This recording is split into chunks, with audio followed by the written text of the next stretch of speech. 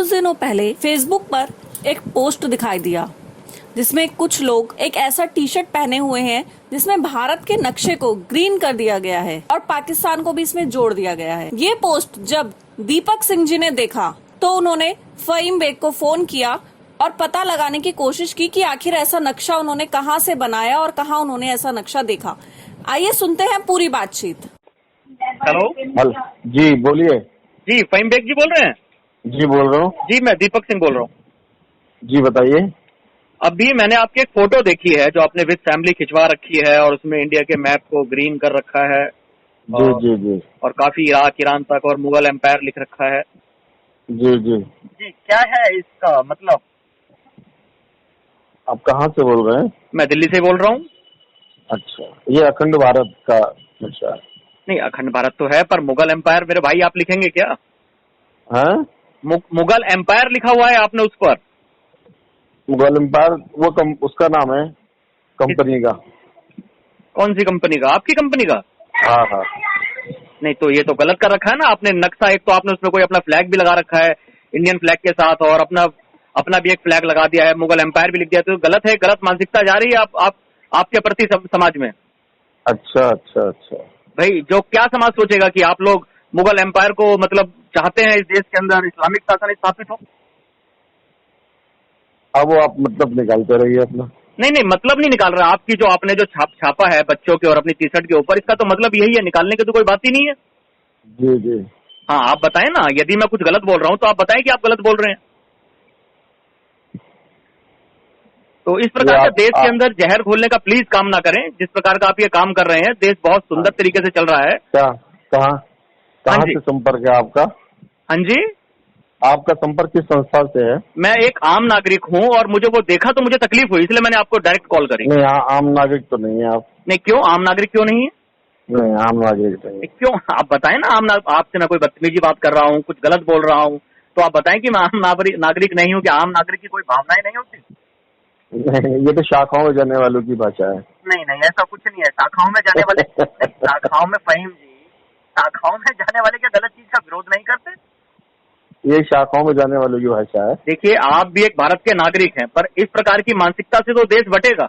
हिंदुस्तान जिंदाबाद है, जिंदाबाद था, जिंदाबाद रहेगा। पर जिंदाबाद है, जिंदाबाद वो तो मैं आपके बात से सहमत हूँ। और अखंड भारत का सपना है हमारा। इंशाल्लाह अखंड भारत होगा। नहीं, अखंड भारत का सपना तो हमारा भी है। हाँ, हम भी चाहते हैं अखंड भारत हो, क्योंकि जो 1947 के अंदर जो दुखद विभाजन हुआ है इस देश का, वो अखंड होना ही चाहिए। पर मुगल एम्पायर नहीं होना चाहिए। वो जिस प्रकार से पहले था वो होना चाहिए। छोड़ दें। हाँ जी, फिर बात कीजिएगा। जब शाखा में जाना आप छोड़ दें। नहीं, शाखा में नहीं। आप ये इस्लामीकरण की बात करना छोड़ दें, देश में आग लगाने की बात छोड़ दें। मैंने तो आपसे कोई इस्लामिक बात नहीं की। नहीं, आपने ये डाला इसीलिए है कि आप एक समाज को बरगलाना चाहते हैं, मतलब देश के अंदर माहौल खराब करना चाहते हैं। नहीं, ये सिर्फ उन्हीं की समस्या है जो बेचारी शाखा में जाकर पथभ्रष्ट हो गए हैं। फ़हीम बेग जी, आप दूसरों की विचारधारा को गलत नहीं बता सकते अपनी विचारधारा के आगे। नहीं, मैंने तो नहीं कहा। नहीं, आप पथभ्रष्ट हो गए हैं। पथभ्रष्ट हो गए हैं 70 वर्ष में। देश को जो समझ नहीं पाए वो आज 6 साल के अंदर देश को बदलना चाहते हैं, या देश के इतिहास को बदलना चाहते हैं, या देश की जो गंगा जमनी तहजीब है उसको खत्म करना चाहते हैं। अब आप बताइए कि आपने कितनी बार जो है और चीजों पर सवाल उठाए? नहीं, मैं तो जो गलत होता है उस पर सवाल उठाता हूँ। मुझको ये बात गलत लगी तो मैंने डायरेक्ट आपसे फोन करा ना। मुझे जो चीज गलत लगी मैंने कहा सीधे आपसे। जितने भी शहरों के नाम बदले गए, जितने भी राज्यों में नाम बदले गए, सब सही हुआ? नहीं, देखिए, जो शहरों के नाम बदले गए वहां तक मैं वो जिसका फैसला था उसका था। मैं आपसे व्यक्तिगत बात कर रहा हूँ। मैं किसी राज्य सरकार की बात नहीं कर रहा, किसी सेंट्रल सरकार की बात नहीं। भाई आप तो कह रहे हैं मैं हर आम नागरिक हूँ। हाँ। और हर गलत चीज के ऊपर जो है। नहीं, आप ये बताइए जो नाम बदले गए। बताइए, देश में अभी पिछले 7 वर्षों में जी कम से कम 150 से 200 लोग लिंच कर दिए गए जी। आपने कितनी बार आवाज उठाई? कितनी बार प्रदर्शन धरना किया? और कितनी बार आपने जो है इंसानों के लिए आवाज उठाई? अभी मैं हिंदू मुसलमान की बात नहीं कर रहा हूँ। हाँ, मैं बिल्कुल। यदि लिंचिंग की बात आप केवल मुसलमानों की लेकर करेंगे तो मैंने एक बार भी आवाज नहीं उठाई। पर यदि मानवता की लेकर करेंगे तो मैंने 10 बार आवाज उठाई है भाई साहब। पर आप ये कहेंगे कि मुसलमानों के लिए आवाज नहीं उठाई, तो ये मैंने एक बार भी नहीं उठाई। हाँ, मैंने जो हिंदू मरे, मथुरा में जो मारे गए, दिल्ली में अंकित गुप्ता जो मारा गया, जो अन्य लोग मारे गए, आवाज उठाई ना मैंने। मानवता के नाते आवाज उठाऊंगा। मैं किसी मुस्लिम या हिंदू के लिए आवाज नहीं उठाऊंगा। तो मुसलमान एलियन है? नहीं, मुसलमान एलियन क्यों है? मुसलमान भी, पर मुसलमान इस देश को अपने को माने तो सही, आप कह रहे नाम बदल दिए। अरे जिन बाहरी आक्रांताओं ने इस देश का नाम बदल दिया था उसे पुनः स्थापित कर दिया गया, तो क्या गलत है आप बताएं? जिस दिन शाखा में जाना छोड़ दोगे, सच्चे मन से भारतीय बनोगे। फहीम बेग जी, आप अभी आपके पर जो रंग चढ़ा है ना, वो उसका नशा इतना गहरा है कि कुछ भी हो जाए वो उतरेगा नहीं। नहीं, देखिए आपके ऊपर भी अभी आप जो है नशे में है, जिस दिन उतरेगा इंशाल्लाह बात करेंगे। नहीं फहीम बेग जी, जो आपके ऊपर जो नशा है ना, ये भी गलत है। ये देश को बांटने का और तोड़ने का ये गलत है। यानी आप पर भी नशा है, नहीं मान गए इस बात को आप? हाँ जी, आप पर भी नशा है। देखिए, अरे क्यों, राष्ट्रभक्ति का नशा, बिल्कुल राष्ट्रभक्ति का नशा है, और जब तक जीवित है तब तक रहना चाहिए, आपके अंदर भी रहना चाहिए। नहीं, आपकी देशभक्ति आप कैसे बड़ी कर सकते हैं? नहीं बिल्कुल, मैंने तो कहीं उसमें मैं गलत के लिए बोल रहा हूँ तो ये कुर्बानी नहीं है क्या? जो कोई मेरे देश के खिलाफ बोल रहा है मैं उसके प्रति आवाज उठा रहा हूँ, क्या देश के प्रति कुर्बानी नहीं है क्या?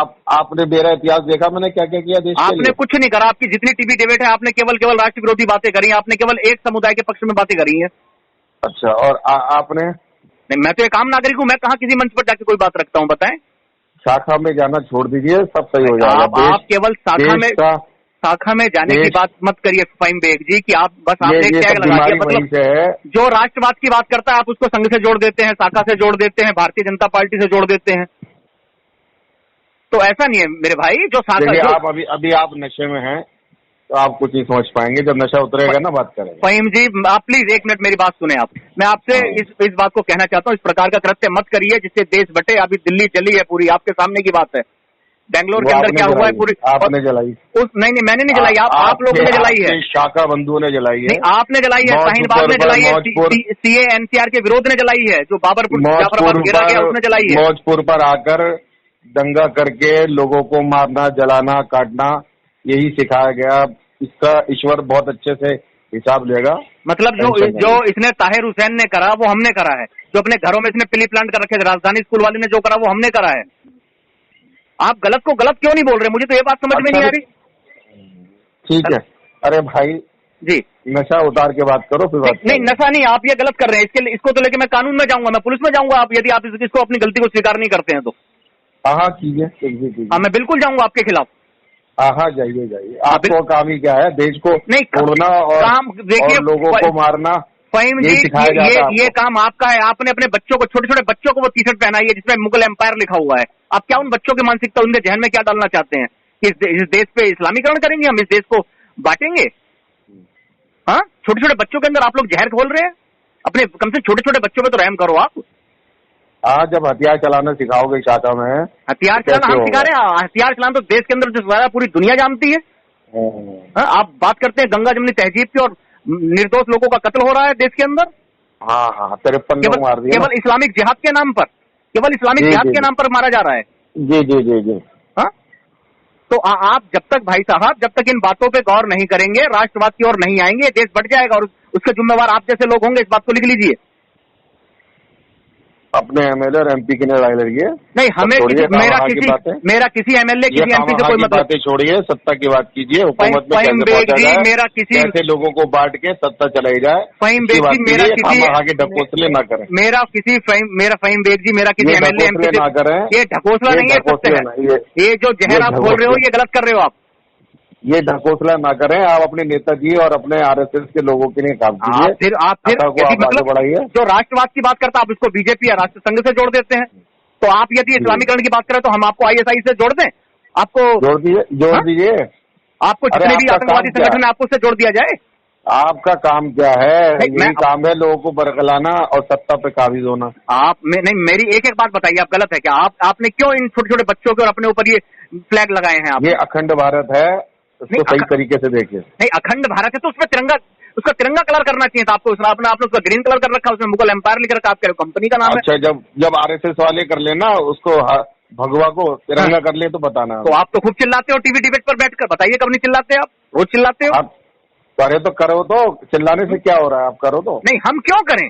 आप बात कर रहे हो गंगा जमुनी तहजीब की और पूरे देश का इस्लामीकरण करना चाह रहे हैं। अच्छा, खुद कुछ करोगे नहीं, दूसरों को भाषण देते रहोगे, सत्ता तक पहुंचोगे, हुकूमत करोगे, लोगों को बांटकर, लोगों को भाईचारा खत्म करके, भारत का इतिहास जो है धुलमिल करके, बस ये काम करते रहो, सत्ता में आते फहीम बेग जी, यही हिंदुस्तान है। यहाँ पर शक, कुषाण, हुण जो भी आए सबको गले से लगाए, यहाँ किसी को गैर नहीं समझा। 1947 में इस्लामीकरण हो गया, धर्म के नाम पर देश बट गया, पर तो भी जो यहाँ पर रहा उसको भाई समझ के रखा गया, यहाँ मारा नहीं गया किसी को। ये तो पाकिस्तान के तो जो हिंदू बच्चे हैं, जो सिख बच्चे हैं, जो ईसाई बच्चे हैं, क्या स्थिति आज उनकी देख लीजिए आप जाकर। कभी बोला है आप लोगों ने? या बांग्लादेश के अंदर क्या स्थिति है, कभी बोला है? हिंदुस्तान के अंदर मुसलमान जितना सुरक्षित है, वर्ल्ड के अंदर कहीं सुरक्षित नहीं है। चलिए, जिस दिन नशा उतरेगा बात कीजिए। और आप उस हिंदुस्तान का विरोध कर रहे हैं। फहीम जी, आप कम से मुद्दों पे आइए। आप तो एक